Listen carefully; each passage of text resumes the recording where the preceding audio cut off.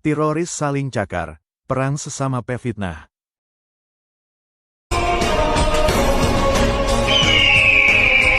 Dalam dunia digital forensik, angka dan data biasanya bersifat kaku. Namun dalam kasus dugaan ijazah palsu Presiden Joko Widodo, narasi bisa berubah 180 derajat hanya dalam hitungan minggu.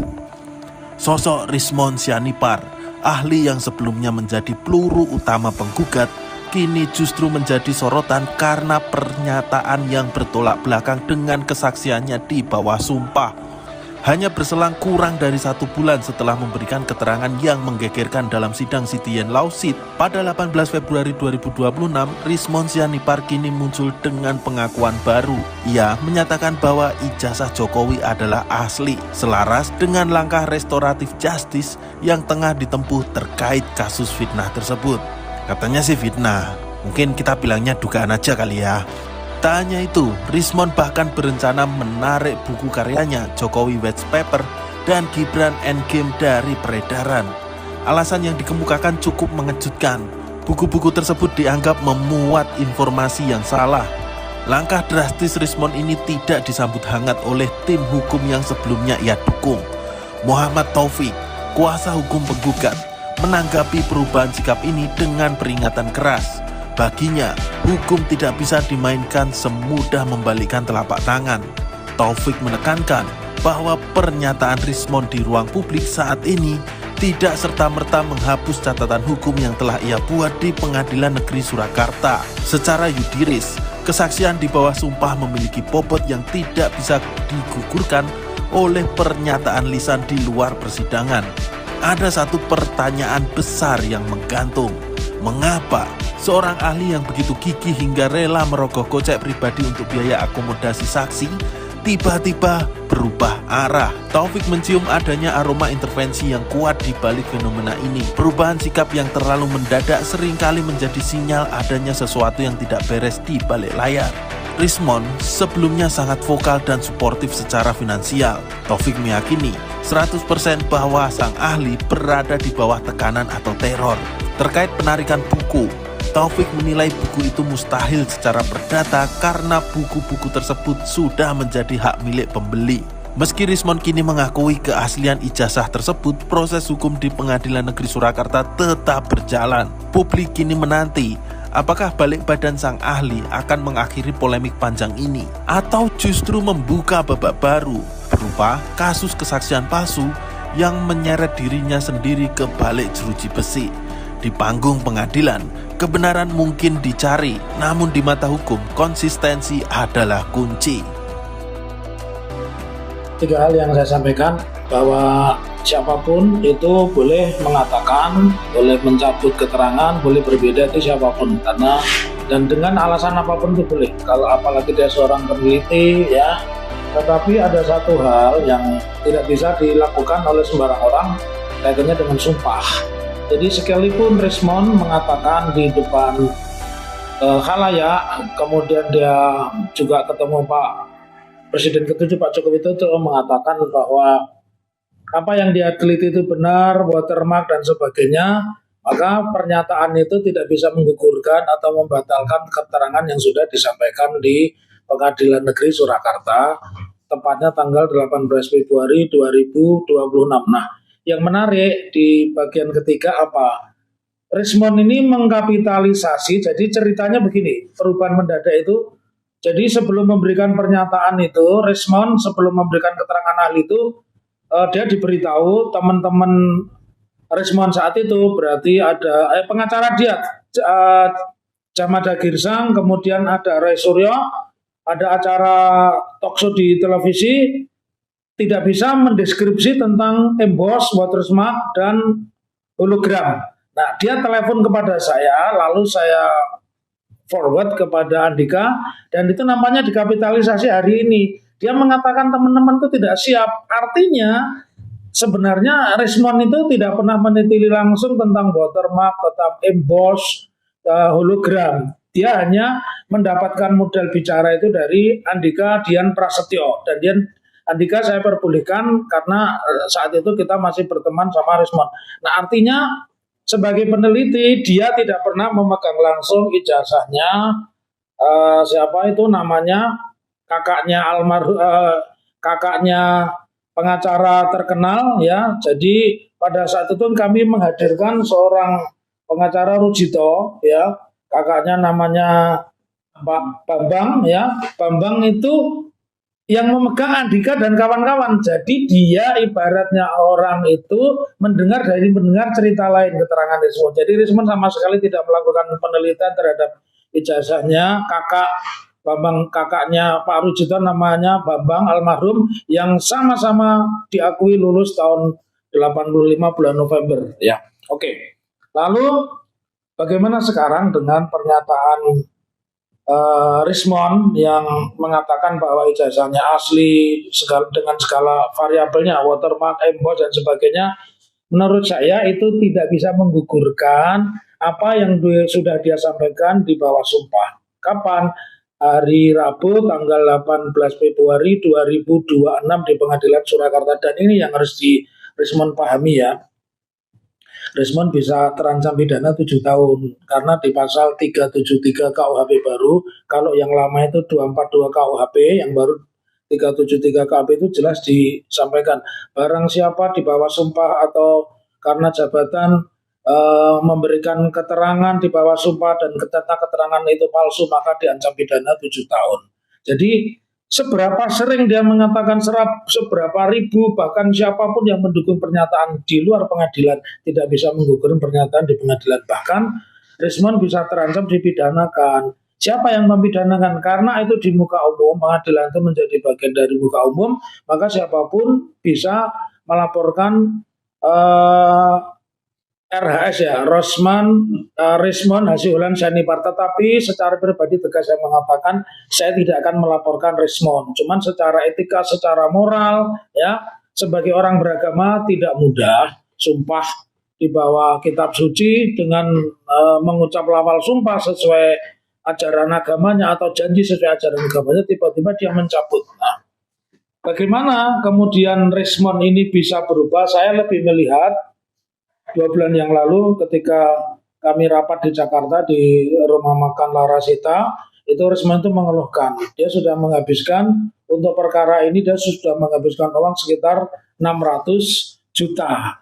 Tapi responnya negatif. Yang dimaksud respon negatif itu begini, pengacara dia itu tidak melakukan strike. Dia bilang justru orang-orang kami di Solo ini melakukan strike itu artinya serangan, mengajukan gugatan dan sebagainya. Teman-teman Jakarta itu tidak pada tampil di televisi, itu keluhan pertama. Yang kedua, uang 600 juta itu sudah dihabiskan untuk pergi pulang dari Bali ke Medan, naik pesawat Medan Jakarta dan Jakarta Solo, Jakarta Jogja dan sebagainya. Menurut dia itu tidak sebanding karena yang dia kehendaki sebenarnya masyarakat itu bersikap ya, mendukung ya. Itu tidak terjadi. Nah, alasan yang ketiga kalau saya melihat di balik pernyataan Rismon Hasyihulan Syahipar itu dia di bawah tekanan karena saya meyakini bahwa perkara yang menyebabkan mereka menjadi tersangka khususnya Roy Rismon dan Dr. Tifa itu tidak mungkin sampai ke pengadilan karena 2 alat bukti yang diminta oleh kejaksaan tidak bisa dipenuhi. Salah alat bukti yang pertama itu adalah tentang ijazah asli, yang kedua sudah ada putusan jurisprudensi tanggal 30 Desember 2022 siapa? Seorang artis Nikita Mirzani dilaporkan kasus serupa kemudian ditahan dan ternyata pelapornya namanya Dito Mahindra tidak pernah hadir.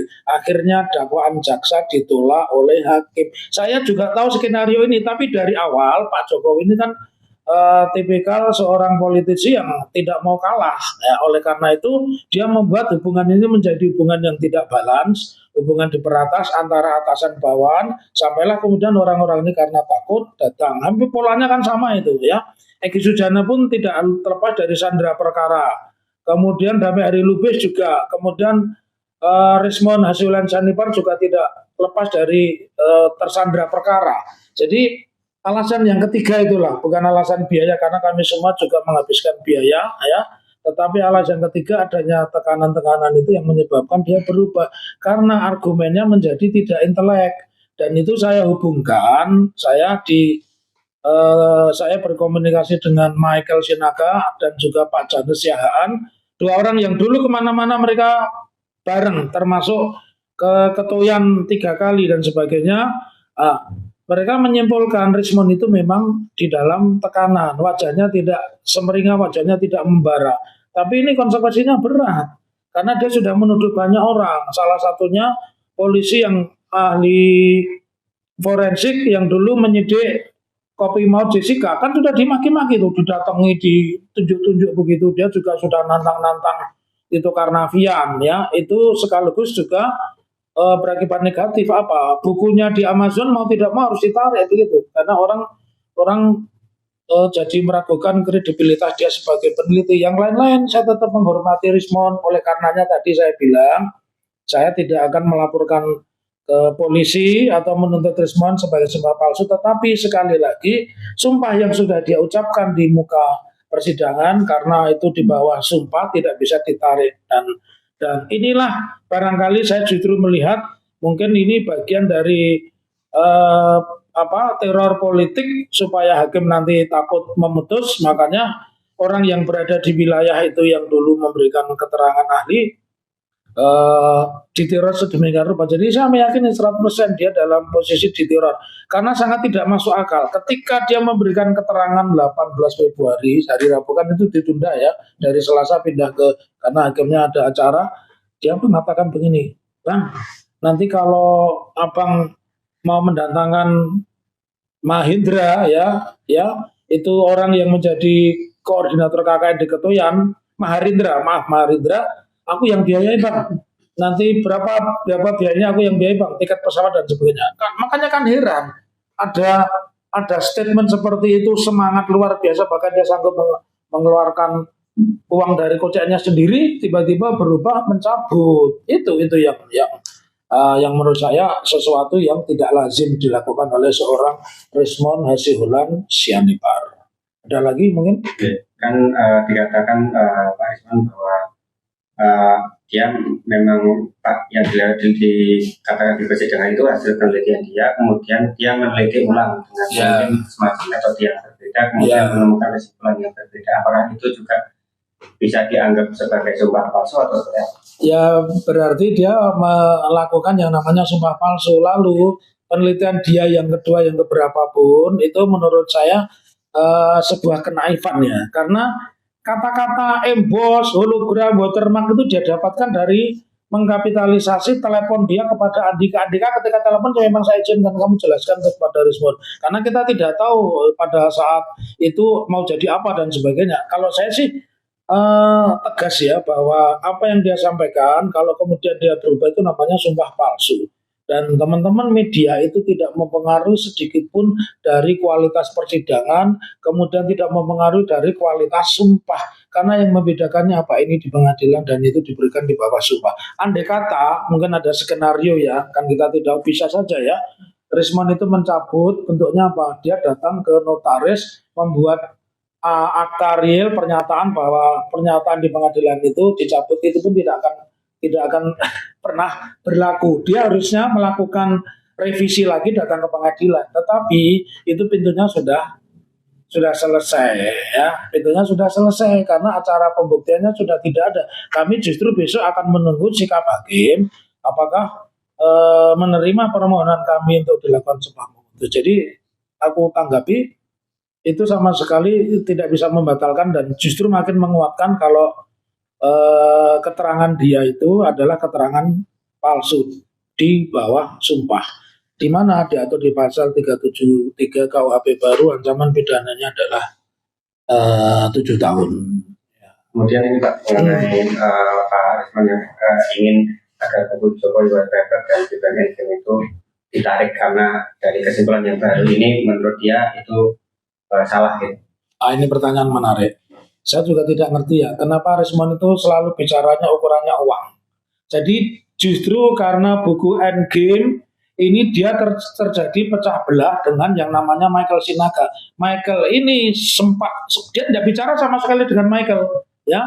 Dia tidak bicara sama sekali dengan Michael. Bahkan dalam beberapa kali dia mengatakan Michael itu pokoknya negatif lah. Saya tidak akan sampaikan di sini. Pokoknya si Rismond ini menuduh Michael itu negatif. Nah, ya dengan kata lain bahwa ada pertanggungjawaban keuangan yang tidak beres gitu loh ya. Tetapi saya aneh ketika kemudian dia meminta buku itu jadi yang ditarik Jokowi White Paper sama Gibran Engine. Pertanyaannya secara keperdataan adik saya saudara Rismond, dulu saya menyebut Adinda karena saya anggap dia adik saya. Dia ke rumah saya sering kali ketemu, bahkan ke sini beberapa kali. Saya sampaikan kepada Diko, saudaraku Rismond ya, bahwa itu tidak bisa karena jual beli itu adalah hubungan perdata. Aku sudah beli produkmu dengan cara membayar, kami punya itu buku ini. Nah, ini buku-buku ini saya ambilkan ya. Kita punya, semua saya beli itu ya. Saya beli. Jadi bagaimana ini yang ditarik ini sama Jokowi White Paper. Iya. Ya. Saya bilang sama saudara Rismond itu nggak bisa. Tolong saudara saya Jakir ya, Jamat Jakir, saya kasih tahu itu ini kan bukan perdata, udah saya beli, nggak bisa ditarik ya, nggak bisa ditarik, dia harus memberi ganti rugi, mahal banget loh.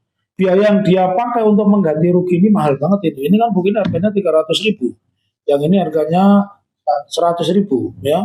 Saya itu termasuk membantu menjualnya. Bahkan saya bilang saya mau diberi, saya tidak mau diberi karena saya tahu ini sebagai alat perjuangan. Waktu itu saya membeli 5 biji ini.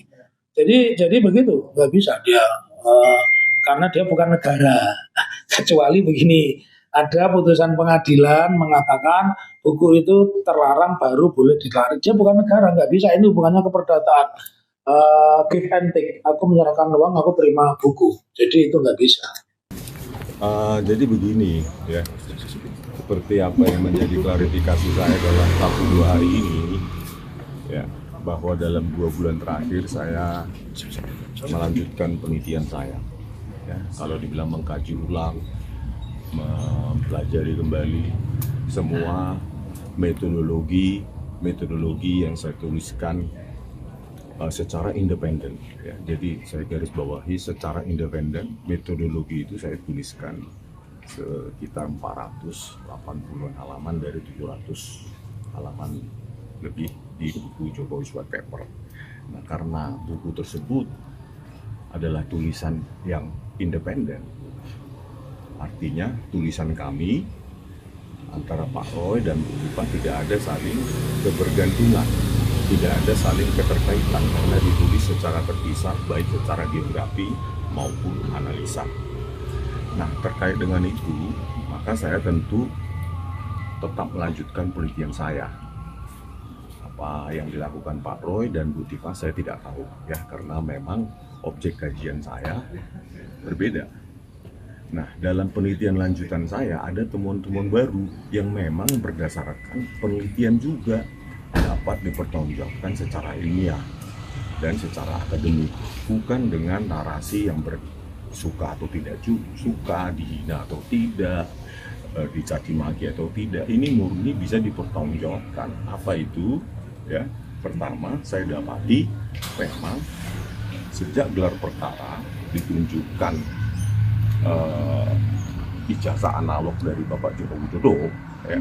Terus saya kaji lagi apa yang saya amati di situ, bahwa ada emboss, ada watermarks ya. Jadi emboss dan watermarks ini menjadi objek kajian saya, dan saya teliti memang tidak ada hologram. Mungkin setelah saya kaji dengan beberapa objek ijazah lainnya di tahun yang sama dari UGM, memang pada saat itu hologram memang tidak dipakai sebagai pengunci atau pengaman dalam sebuah ijazah. Jadi memang yang ada hanya watermarks dan hologram ya. Nah, setelah itu yang saya bandingkan dan saya analisa dengan apa yang diupload secara digital di akun X dari saudara Dian Sanju Utama. Nah, di situ ya, saya temukan memang dengan puluhan metode ada watermarks, Mas Gajah Mada, dan terus juga di sebelah kiri bawah itu ada emboss. Ya, sebagai peneliti independen dan bertanggung jawab, tidak bias, tidak ada kaitan dengan afiliasi politik apapun, maka seorang peneliti itu harus bisa menyatakan kesalahannya dan mengkoreksi hasilnya sendiri. Bila peneliti lain tidak mengkoreksinya atau tidak mampu mengkoreksinya, maka sebagai peneliti independen yang bebas terhadap pengaruh siapapun, ya ini saya garis bawahi, pengaruh siapapun, hanya berdasarkan objektivitas penelitian dan hasil temuan baru saya nyatakan bahwa memang ada itu watermarks dan emboss yang ada pada dokumen yang diupload di Sandi Utama konsisten dengan apa yang saya lihat di pada saat gelar perkara khusus.